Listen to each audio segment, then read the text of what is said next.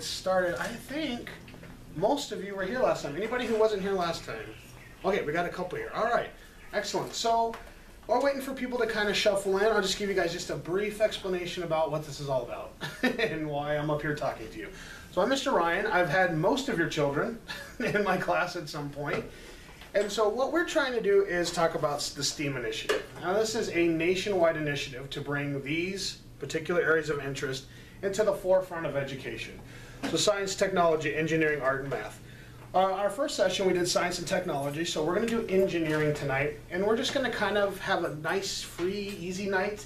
I know you guys have had a long day. What we're going to do is just kind of talk a little bit about what engineering is, what it means on your level for your children, some tips for doing engineering in the home, and then just some kind of fun activities you guys can do to promote engineering in the home.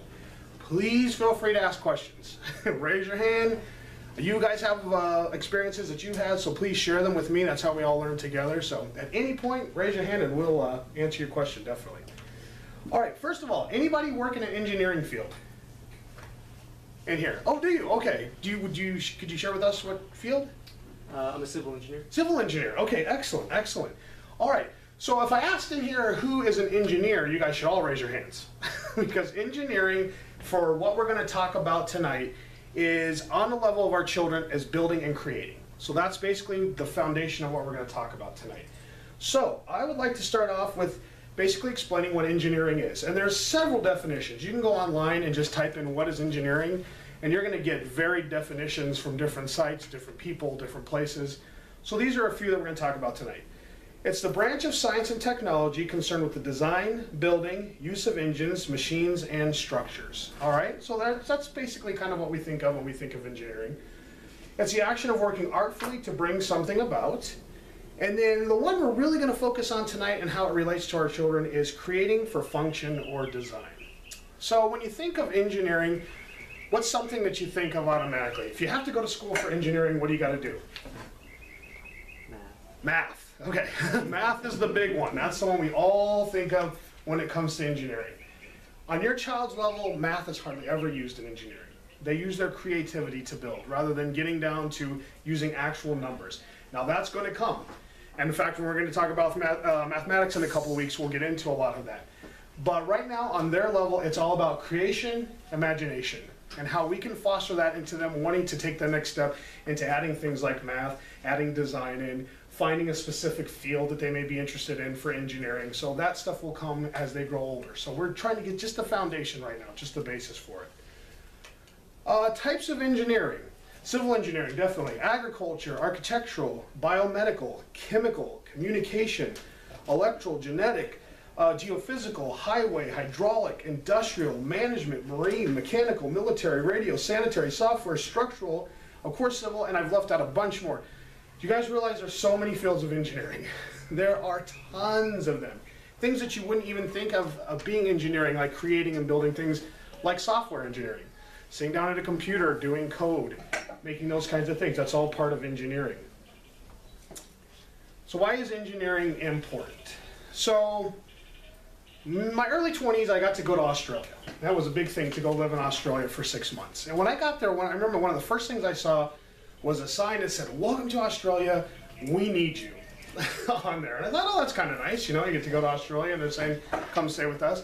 And I started noticing that every evening when we watched the news or watched TV shows over there, they would run these commercials saying, "Come to Australia, we need you."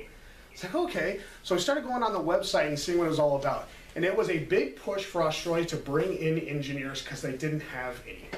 So they wanted people to come from places like America, Europe, Asia, to come there and bring all their technology. Now, Australia is a country that's roughly about the size of the United States and only has 16 million people. So spread out, there's not a lot of people to fulfill the jobs over there.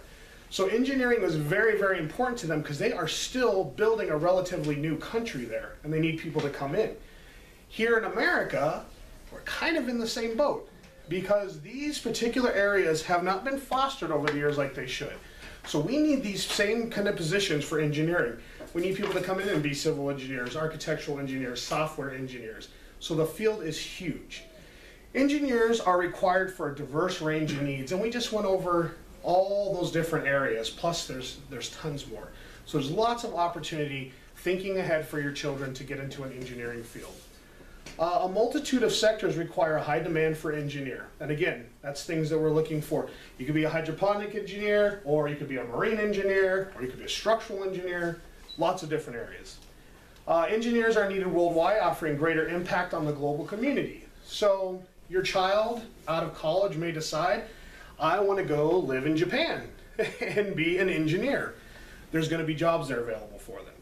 So that opportunity for them to branch out, to move on to different places, that's going to be available. Engineering jobs are available from rural cities to metropolises. And that's one of the big things you want to think about when your child shows interest into the engineering field.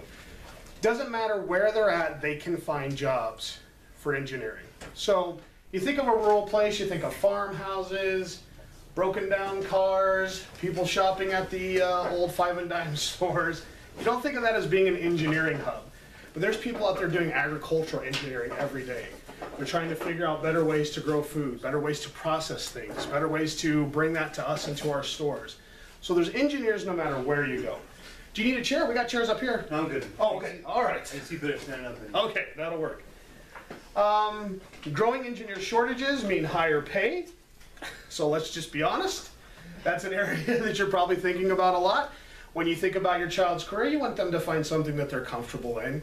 So some statistics that came out in the engineering field, that engineers stand to make out of high school anywhere from 35, 40,000 up to 6 digits. So it's a very lucrative career for engineering because the demand is very high. Engineers are trailblazers with the potential of changing the world. And that is a big thing. We talked about our last class about using STEAM to think globally, about solving problems that are out in the world, trying to have your child make a better future, not only for themselves, but for everybody else. And when they can do jobs that are global, where they can reach out and say, I can work here in America to solve a problem that can also solve a problem in China, can also solve a problem in India, that can also solve a problem in Africa. It becomes a job that's not just for money, but it's a job to actually help and continue on this global community that we're trying to build. So that's basically what engineering is on an adult level. What does engineering look like on a child's level? Who has engineering tools at home for their children? Okay, all right. Engineering tools are everywhere. There is literally nothing in this room that we can't use in some small part for engineering. So it's thinking about what you can take from your home and what you can give to your kids to continue that creation at home. Creating from imagination, that's what it looks like on a child's level. Learning that all materials are viable for creation. Discovering success and failure in creating, and that's a big one that we're going to talk about. Reverse engineering items to see how they work, and creating to solve a problem. So what we're going to do is just kind of talk about those. We're going to go through some tips first. We're going to talk about those things and what they look like when you see them in your home with your children. Tip number 1, let your child take the lead. Initiate, don't dominate. So this could be a hard one for parents. Obviously, we know how things work to a certain extent. And when your little ones are figuring them out when they're 2, 3, 4, 5 years old, it's very easy to see them get frustrated. As a teacher, I see it a lot in here. I'm sitting at a table with a child and they're doing a puzzle. And it's so obvious to me that that piece does not fit in that spot. But they're trying to figure it out and they're turning and they're getting frustrated and they're saying, it doesn't work, it doesn't fit. It would be very easy for me to just take that piece out of that child's hand and stick it in a spot and say, okay, we got that one done, let's get another one. You can't do that.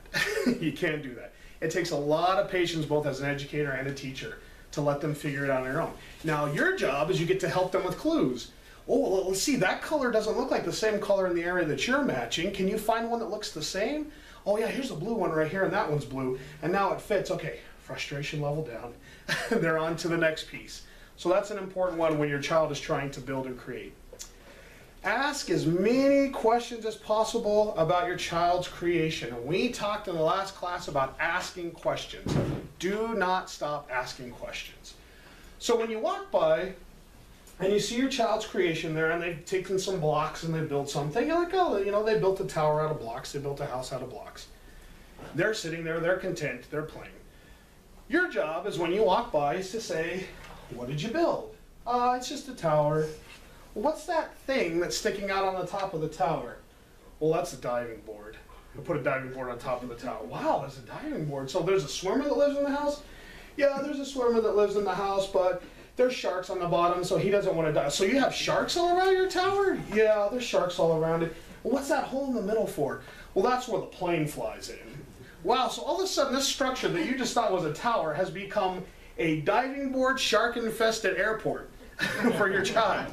And it's all by asking questions as you draw them out. Let your children amaze you, because they really will with their imagination. It's fantastic. Answer every question they have, or at least try to. So again, this is another hard part. We know that children can ask a lot of questions. Why does this work? Why does this happen? Why did it fail? Why can't we do it again? Why can't I stay up past my bedtime and build castles? You know, answer every question the best you can. They might hit you with a big one. All right, why doesn't this work? I don't know why this doesn't work.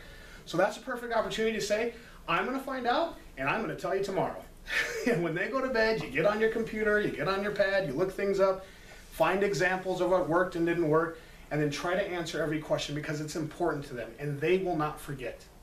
You'll think, I don't really know what the answer is to that question, I'll get to it. And 3 days later, they'll be like, so, what was the answer to my question? Why didn't that work? So they won't forget. Understand the frustration and the failure, be exuberated by their accomplishments. That's also another hard one for us as adults. We see a child fail at something. To us, it may not seem like a big deal at all. I was trying to stack 5 boxes of blocks on top of each other, and they fell over, and now I'm crying. Well, that's okay, just build it again. That's the easy thing to say. Do you understand how much time and effort they put into that? It may have taken them 10 minutes to get those 4 blocks stacked just right, and when they put the 5th one on, everything fall off. It's a big deal to them. So you have to take the time to understand that. Most importantly, I'm going to talk about imagination. So I'm going to show you guys an example tonight. This rope right here, this piece of yarn, this represents our imagination when we're a child. It's long. Seems almost endless when we're a child. It's huge. It lets us think of all the amazing things that we can do, things that just are unfathomable to most people. Taking a boat to Mars, or flying a rocket under the ocean, things that are just crazy, because our imagination is huge. Well, what happens when we're adults is we start to go through changes. And we get into grade school, and all of a sudden it's stay at your desk, do your homework, it's due at a certain time, a little bit of imagination gets cut off. And then you get to 8th grade, 7th and 8th grade, you get multiple teachers, homework's really starting to matter, you're starting to take tests that reflect on your future, you get a little bit more cut off. And then you get to high school, oh, you gotta prepare for those SATs because you gotta get into a good college, I don't have time to play and build and imagine, you get a little bit more cut off. Once you get to college, it's big time because now you've got your career to think about, you gotta get that GPA up, so a little bit more gets cut off. You finally get that job, and it is taking up all your time. You meet a spouse, you have children, and all of a sudden, a little bit more gets cut off. And this is what you're left with, right here. But this is what your child has. So how do you make up the discrepancy between the two? That's the hard part. That's the hard part. This quote here from Albert Einstein, I think, is the greatest quote ever on imagination. I am enough of an artist to draw freely upon my imagination. Imagination is more important than knowledge. Knowledge is limited. Imagination encircles the world. From one of the greatest minds ever, stark full of knowledge, he says it's not the most important thing. Imagination is the most important thing. So the good news is it doesn't have to stay this size. It can grow again. And we can get a little bit closer to our child as we go. So we're going to look at some ways coming up on how to do that. They're not just building towers. Now, we talked a little bit about that there. Children develop a story as they create. Now, sometimes children will have a story before they even pick up a block in their head. I want to do this. I want to build this car. I need these. All the time I hear the kids in the class, Mr. Ryan, I want Legos. Mr. Ryan, I want Legos. Mr. Ryan, I want Legos. Okay, here's your Legos. I'm going to build a car. I'm going to put this on here. You know, they have a story in their head. Other times, their story develops as they build, and that's where you're really starting to get into that core of asking questions that help support STEAM right here. You're starting to get them to think and to reason about what they're doing. So, one fun thing is to add elements to their story. So, let's go back to the scenario of the tower. There's sharks all around, there's an airport in there, there's a diving board, Hey, look, here's one of your action figures over here. Could he use the diving board? Yeah, he could use the diving board, but he's gonna fall into the sharks, so what can we do? Well, we could build a bridge underneath so that when he falls, he'll fall on the bridge and he won't fall into the sharks. So just by asking a simple question, you help advance their thinking. And they're starting to think of how to engineer something else onto that creation to keep it going. Let's see, tell your child at the bottom, whoops. Tell your child what you see and let them correct you. This is an important thing. This is very good for art. We're gonna talk about this next month when we do art and music. But tell your child what you see, because they may not know exactly what they're doing. So let's say they're building some blocks on a table, and you walk up and you say, that looks like a great boat. Now they might think, yeah, it's a great boat. Yeah, it's a boat, I'm building a boat. Or you might say, that's a great boat. It's clearly a robot, not a boat. And yes, that's how some of the children talk in my class. Okay, all right, so it's a robot. Well, tell me about it. Is the robot laying down? You know, in your head, it looks like a boat. Is the robot laying down? No, these are his feet, and they're big, and it doesn't have a head because I haven't made it yet. Okay, so that's good. You're getting your child to think, again, about expanding out that creation just by telling them what you see them building. All right, let's talk about store-bought and building materials since we're getting started here. Let's talk about toys first. So I got some here. These are Duplo blocks. You guys probably all know what these are. These are great for ages 2, 3, and 4.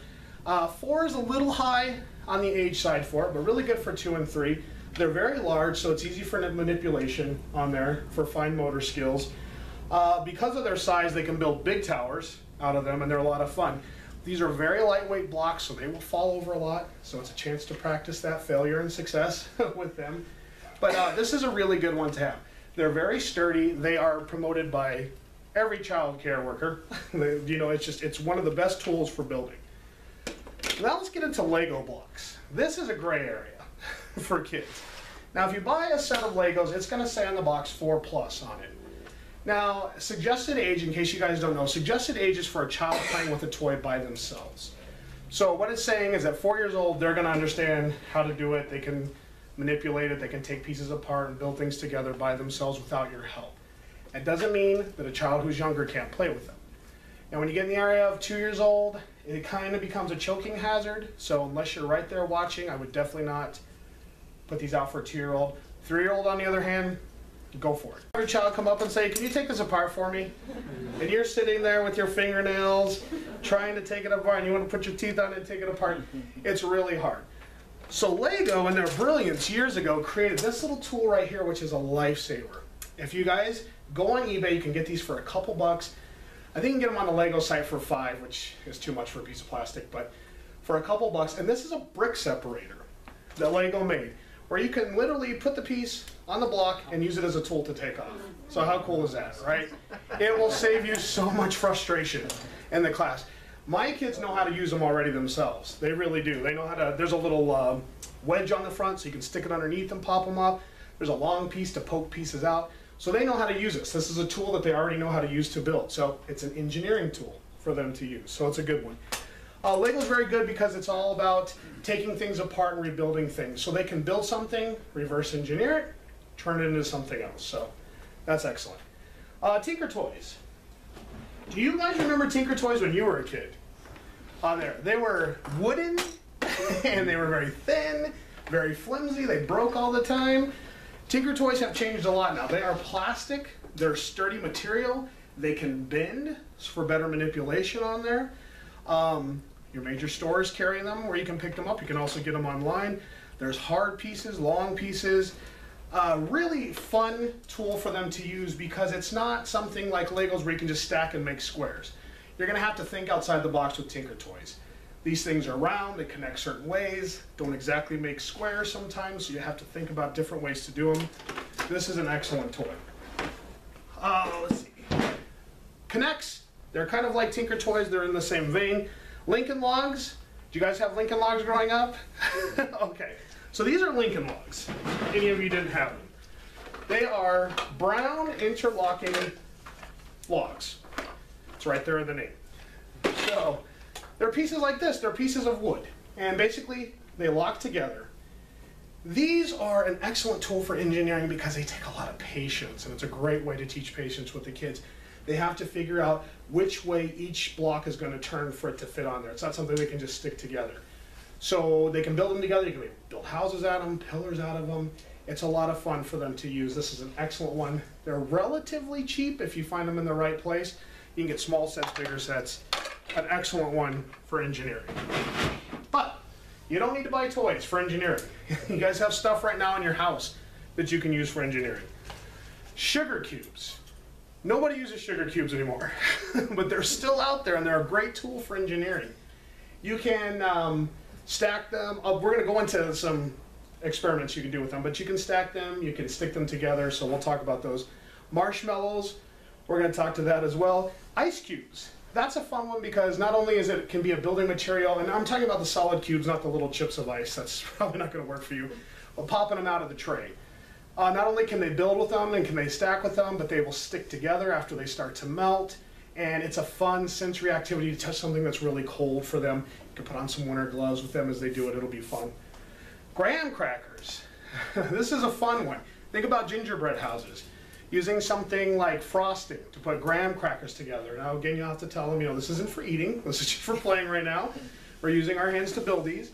But it's a fun way to stack shapes together. You can build houses, squares out of them. A lot of fun. Tupperware containers. That's a great one. Any of you who have young ones, you get those baby food jar ones, the square ones. You can save those. Perfect little building blocks to use at home. So there's stuff around your house you can use. Best materials are the ones you find at home. Boxes, bottles, packing materials, and fabric are great building tools. So when you get that box from Amazon, think before you throw it out. This might be something fun for you to use. Using materials from home can teach both engineering and responsible recycling. So it's always fun to knock two things out at one time. We're trying to become better global citizens with STEAM, taking care of our Earth. What better way to do that? So if there's something you can use and use for something else, it's worth it.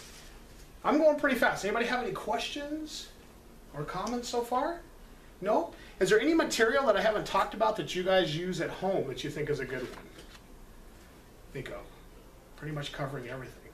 All right, excellent. All right, so success and failure are important parts of engineering.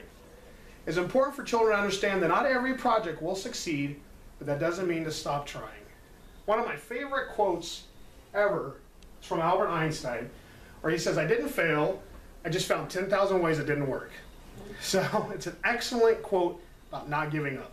Keep trying, keep trying.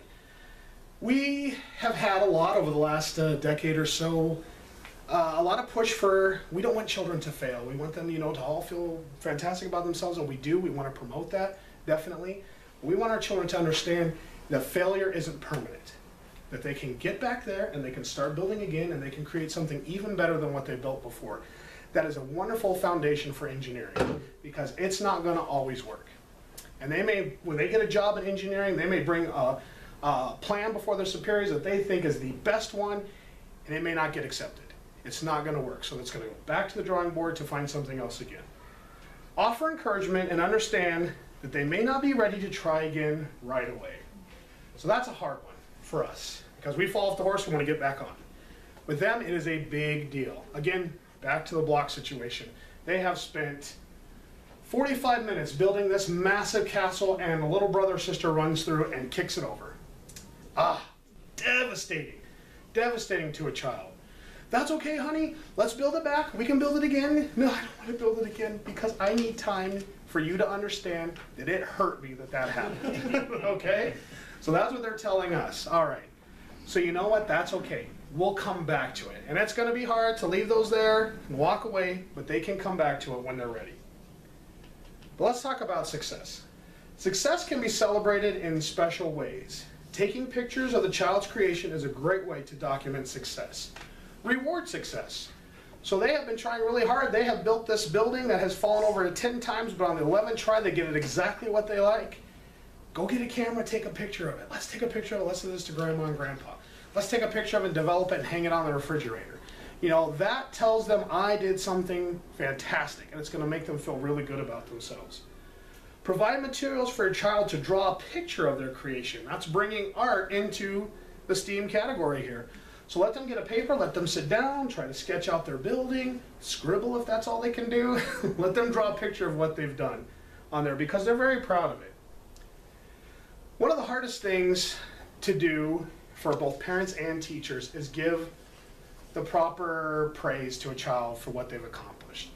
It's very hard because you walk through the classroom and I might have several kids in here, 20 children in here. This child needs this and this child wants to have help with this, so you're moving around and helping children. It's very easy to have one of the children say, "Mr. Ryan, look what I made," and I'm like, "Oh, that's great, good job," and I keep on walking. All right. It's also easy for parents too. You're at home, you're cooking dinner, you got work you might have to get ready for tomorrow, you got to get things ready for bed, and your child's like, "Look what I made, look what I made." "Oh, that's great, honey, that's great." And then that's it. But it means so much more to them. It really does. Let me give you an example. The other day I was at the table right here and I was helping a child with a puzzle. He was having a really hard time and he was working on it, so I was one-on-one, I was helping him, trying to, and a little girl at the art table had done a collage, and she brought it over and she was like, "Mr. Ryan, look what I made." Now at that same time that child started to cry that I was helping. So I'm trying to help him and I heard her say it and I gave her the finger. 1 minute, 1 minute, let me help this out in this situation. And the saddest thing was I saw her take her picture and I saw her look at it and I saw her turn around and walk away. And it broke my heart. So I said, "Hang on to the puzzle for a second." And I got up to her and I knelt down beside her and I said, "Tell me about your picture." And her face lit up like crazy. "I made a big piece here that's blue and I put a pink piece on because that's my favorite color, and this big piece is daddy and this pink piece is mommy and this little tiny piece is me." And she told me a whole story and I could have just easily brushed it off and it meant nothing. So you have to take that time to let your child know that what they created is amazing to you. All right, it really is. And if you do, it's going to do so much for their self-esteem. It's going to make them want to do more. It's going to make them want to build bigger towers. It's going to make them want to make better pictures. It's going to give them that push, that confidence that they really need to create. All right, problem solving through engineering. Oh, whoops, I skipped reverse engineering. Let's go back to that because that's a big one. Reverse engineering. Taking things apart allows a child to see the inner workings of daily items. Now we're getting into some areas here about taking things apart. Your children may already be doing that at home right now. Taking their toys apart, they want to see what's inside, they want to see how things work. Something you may consider unusable can provide an opportunity for a child to discover. So you've got a cell phone that doesn't work anymore. You're going to go throw it in a drawer. Let your child take the battery cover off the back. Let them see what's inside. Oh, a battery works. What are all these little pins here? What are all these little chips? What does that mean in there? Gives you a chance to talk about it with your child and let them see what's inside. Toys are a big one. Toys break and we throw them away. But instead, you can sit down with your child, and the third point here, disassembling items provides an opportunity to talk about tools and tool safety. Get out a pair of pliers, get out a screwdriver, let's take this toy apart, and explain to them, you can't use mommy's screwdriver or daddy's screwdriver yet, you're not old enough, but you can get your plastic screwdriver, and you can work on your tools, or your toys, so they can understand that you're going to take things apart and use tools to do it. Inside of toys, there is a playland of stuff for you to take out. There are things that make sound, there are things that make flashing lights. You can use all of that stuff. Everything in on your toys run on things like 9-volt batteries, D-cell batteries, nothing that's going to be dangerous. So sit down with your child, pull a light out of the toy that's broken, hook up the wires to a 9-volt battery, and turn it on. And let them see, wow, this works. This works. Electrical engineering, man, kind of the start of it. So they get to see how it works. We had a fire engine in our classroom that all the kids loved. Wanted to play with it every day. That's all they asked for was a fire engine. One of the kids dropped it and it busted the front off. And that was the end of it. It was no longer safe to have sharp pieces of plastic on it, and they were just upset. So we took a screwdriver and we took it apart, we pulled out all the lights, we pulled out the little soundboard on it, we pulled out the speaker, and we taped it to a small little car that we had. Everything worked. The lights flashed, the sound went on, and they just thought it was the most amazing thing they had ever seen. So reverse engineering stuff offers a great opportunity for a child. Disassembled items can be reused to engineer new items. So let's say you take apart a cell phone with your child and you have all these pieces. Let's get out the wacky glue, and let's glue them all together, non-toxic of course. Let's glue the pieces together and let's create some art out of it. So there's things that you can do when they reverse engineer just to keep that learning going. Problem solving through engineering. Build a better mousetrap. Let me see if I have it right here. All right, so this is a mousetrap right here. It looks like a water bottle with pencil sticking out of it, but this is a mousetrap. I don't know if anybody's seen this online or not, but it's an amazing invention. I don't know who came up with the idea because there's lots of people claiming it, but if you go online and put in water bottle mousetrap, you can see them make it on here. Basically, mousetrap, you would say, they're not the most humane thing. So people want to come up with ideas of how can we get rid of the mice without hurting them, without killing them. Somebody came up with this fantastic idea. This is a water bottle that opens up like this. There is a string on the back here that a piece of cheese attaches to inside. The mouse comes in, and this closes. Now, I didn't make the best one. This is the right kind of bottle. The top closes on it. The mouse is inside. You can pick it up. The mouse is safe. You take it out to a field and let it go if you're not into mice. Somebody else in their family take it out into a field and let it go. Mouse is safe, out of your house, problem solved. You recycled or upcycled something out of a water bottle, so you built a better mousetrap. It's fun. Find a problem and look for a solution through creation. I.e., how do we make an item float? How can we keep this item from falling? What can we do with these empty water bottles? Necessity is the mother of invention. So when something happens in your house, let's say mom opens the cupboard and some plates fall out or some Tupperware containers fall out, there's an opportunity to say, how can we stop that from happening? Well, let's use popsicle sticks to build a barrier to put in front of the shelf there. Now you have a project for your child and you to do together to engineer something to stop that from happening. You put it up there, the first time mom goes to open the cabinet and the things don't fall out, it is the most amazing success for your child because they got to see something they build work in action. So that's a very important thing. Problem solving is a way to think about global citizenship. So let's start thinking about how can we help people process their food better? How can we help people protect their cities better? How can we help people bring in cars and planes, things like that? We have such an amazing future ahead of us for this country that we don't stop to think sometimes that other countries are very, very, very far behind. And we have an opportunity to help catch them up as well with global citizenship. All right. Ideas for home engineering. First of all, anybody have any questions? I'm going so fast on the talking. Anybody have any questions? Okay, excellent. I got, yes, go ahead. I got one point. That mousetrap you showed, one of the things I learned, if you take that mousetrap and if you take the cover off, and like I always try to show my son different types of animals, because when I went to college I was an environmentalist, so I try to show him a lot of different creatures and rocks and stuff around, so we try to catch tadpoles and all kinds of animals. But if you take that mousetrap, you take the top off, just any type of water bottle, right? You take it off, and then you cut it in half, and then you take the drinking portion, and you put it inside, and then tape it, and then put some water and some bread in there, and you just let it sit right there. The animals will be able to swim in, but they won't be able to swim out that little hole. Excellent. And so you can like come back and you can say, oh, look at the tadpoles, look at the little fish. And then you just, get rid of them. Yeah, to open it up and pour it back in. And just pour it back in. Excellent. So, excellent idea. Fantastic. That is something easy you can engineer with your child that they can actually see work. And that's fantastic. Even when you catch the mouse, before you let it go, call over Junior and say, hey, look at what I caught. And here, let them see it up close, and then you take it out to the field and let it go miles and miles away from your house.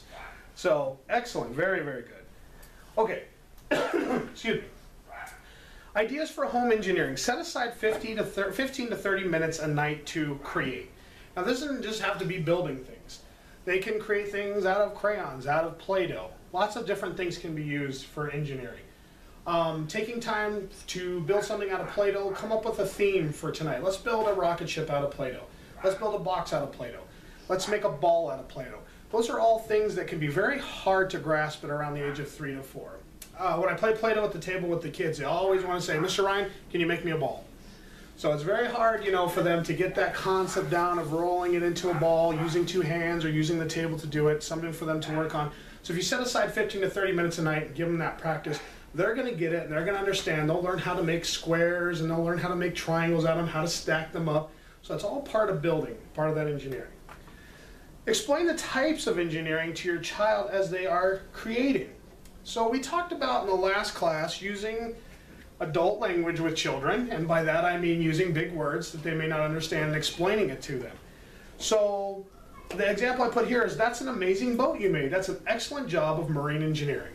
So marine engineering is working in the art of boats and buoyancy and platforms and things that can float in the water. So they made a boat. Excellent job of marine engineering. Let them start hearing those words, start understanding. They are interested in engineering. They will pick a field naturally that they like to do. I really like building. I like making boats. I like working on the computer and creating things. They're going to find their field on their own. So just give them those words and model it for them. Create a section of your home dedicated to engineering. This is important. Nothing makes me sadder than in the classroom when a child has worked for 30 minutes on a project that's just amazing. I mean, there's towers and there's houses and there's cars that they made and there's people on there, and I have to say, all right, it's cleanup time, let's go outside. Oh, what happens to that? It all gets crushed in. Now what I usually try to tell them is, let's put it on top of the cubby for a while, or let's put it in the box but don't break it apart. Those are my compromises with them. At home, create a construction area. So you can get a box or some kind of a, maybe like when Amazon comes and they send you those thin boxes or something like that. Put it in the corner of your home, and then you can use things like caution tape, poster board to kind of mark off that area. So let's just say the corner of the home is just going to be this corner right here. We're going to put that up, and that's going to be Bobby's construction area. So he knows that he can go build a house over there, he can build a tower over there, and it's not going to get taken down. It's going to stay there as long as he wants it to. That gives him the confidence to know no matter how long I work on that, that's going to stay there until I'm ready to take it apart. So it's a great way to create a construction area. Also, it's a great conversation piece. When somebody comes into the house, what's that over there? Why is there caution tape all over the corner of your house? Well, that's Bobby's construction area. And this is the house that he built. And he will stand there with the biggest smile on his face, proud, because he knew he made something that's being showed off. So, excellent. Scissors. And we're going to cut off the tips of those, just like this. Okay, now we have some building tools. So you can use big marshmallows, little marshmallows, like this. Big marshmallows work good when they're stale, so you might want to leave them out for a couple of nights.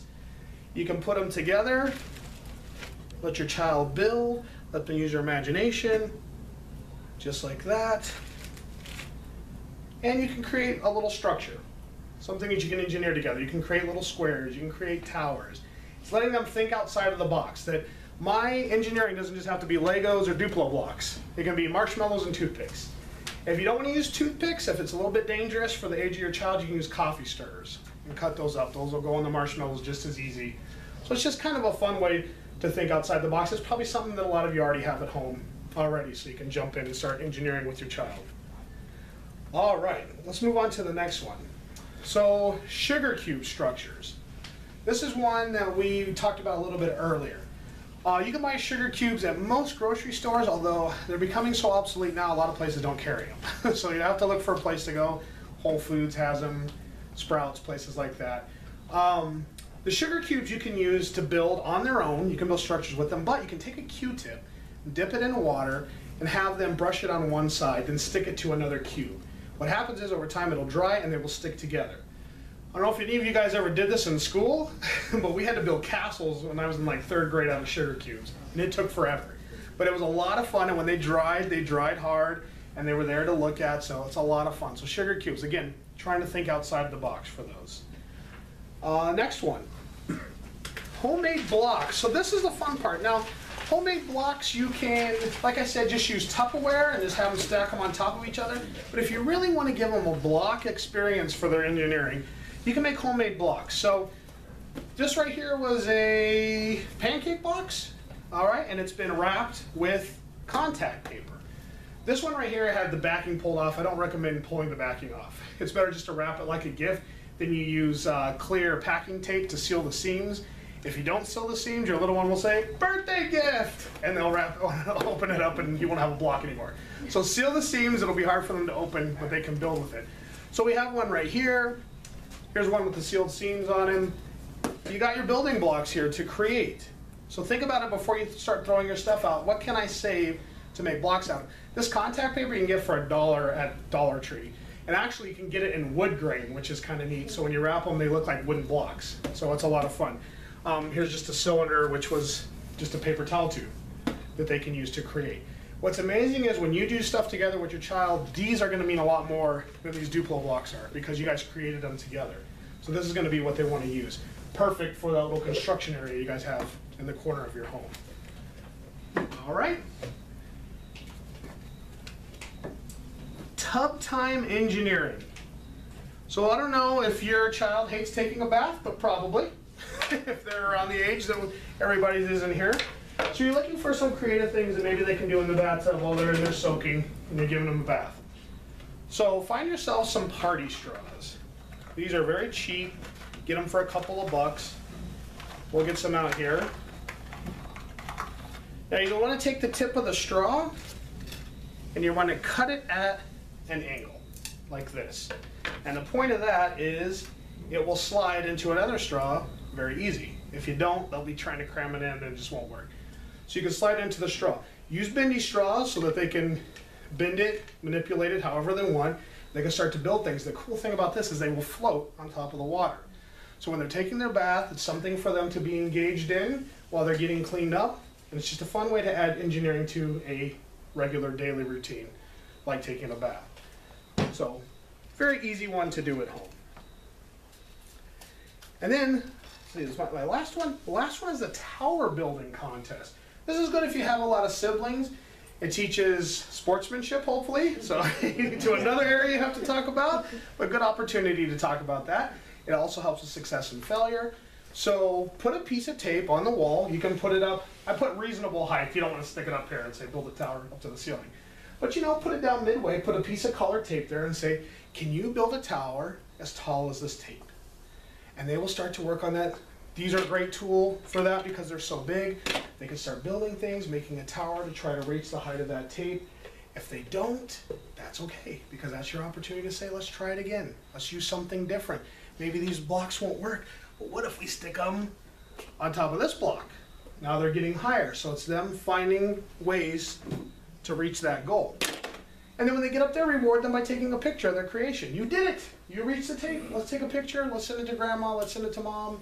Let's send it to whoever. So it is a reward for that. So engineering is something that the children in this class do every day without even realizing it. Something they do in your homes without you guys probably even realizing it. It's all about creating. That's it. It's all about creating. It's about you guys giving them the tools and giving them a positive reinforcement for that.